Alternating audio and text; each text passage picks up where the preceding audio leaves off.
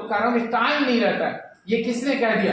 आप घर का काम करते, मैं आपको टेलीविजन देखने नहीं कह रहा हूँ, मैं आपको रेडियो सुनने कह रहा हूँ। और सुनते हुए आज आप देखेंगे कि घर के काम किए जा सकते हैं। आप रेडियो सुनते हुए समाचार अगर आप नहीं सुनेंगे तो आपको कौन बताएगा कि देश में क्या हो रहा है, लड़कियों के लिए क्या योजनाएं चल रही हैं, माताओं के लिए क्या योजना, कितनी बेटियां हैं जिनको छात्रवृत्ति मिलती है?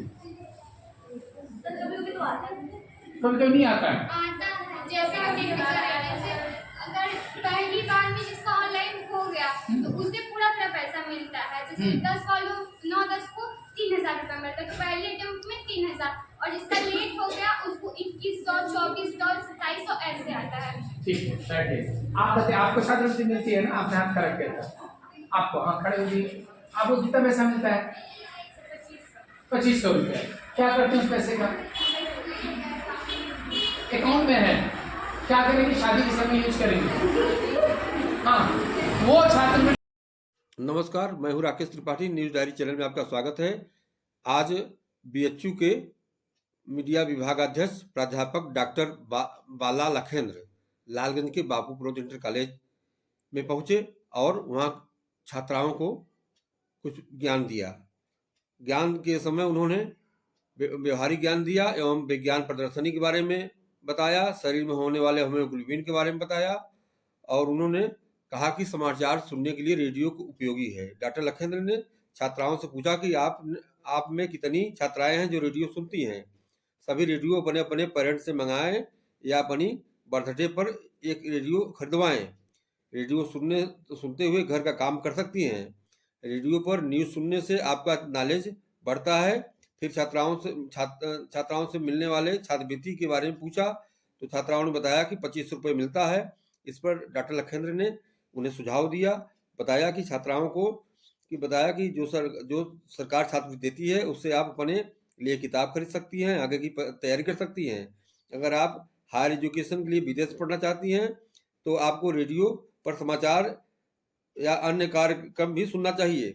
बताया कि रेडियो बहुत महंगा नहीं है, आ रहा है 500 रुपये मिलता है, अपने लिए मंगवा लीजिए।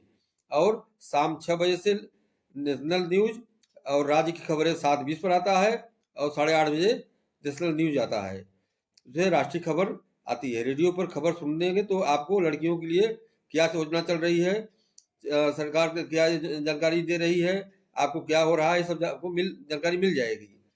और कहा कि अच्छा खाइए, अच्छा पहनिए, पढ़ने की आदत डालिए, अच्छा सोचिए और तब आप आगे बढ़ेंगी। और उन्होंने आपको बताया कि इस एज में अमेरिका जैसे विकसित देशों में लड़कियां अपने करियर के बारे में सोचने लगती हैं। स्तर पर मेला लगा था जिसमें जो टैलेंटेड बच्चे हैं, चुने हुए देश के बच्चे उसमें भाग लेते हैं। आपको भी मौका मिल सकता है, लेकिन आपको पता होना चाहिए कि आपके अपॉर्चुनिटीज क्या क्या है। और लास्ट में है थ्रेट। थ्रेट का मतलब क्या होता है? थ्रेट का मतलब क्या होता है? आप क्या समझते हैं थ्रेट मतलब?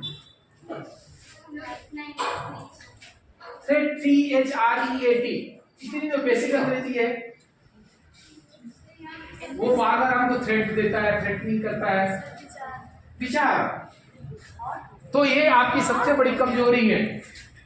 थॉट, वो थॉट है, THOUGHT, थॉट माने विचार होता है। थ्रेट का मतलब होता है, हमने आपको एक उदाहरण दे दिया तो हमें जो बार थ्रेटनिंग दे रहा है वो हमें थ्रेट कर रहा है।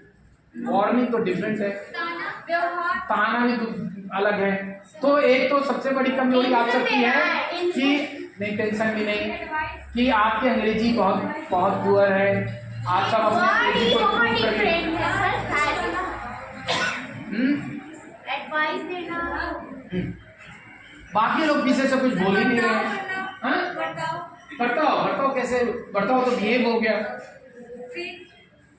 Threat, I am saying threat, THREAT।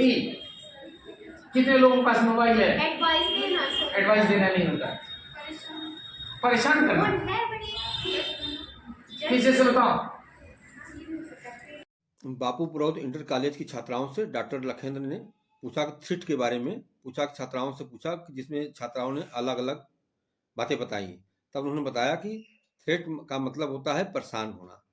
इसके बाद उन्होंने छात्राओं से पूछा कि इंग्लिश में आपका कितना मार्क्स आया है, फिर कहा कि अपना समय बैठकर बर्बाद मत करा करिए। अगर क्लास में कोई अध्यापक नहीं आ रहा है तो अपनी किताब निकाल करके पढ़िए।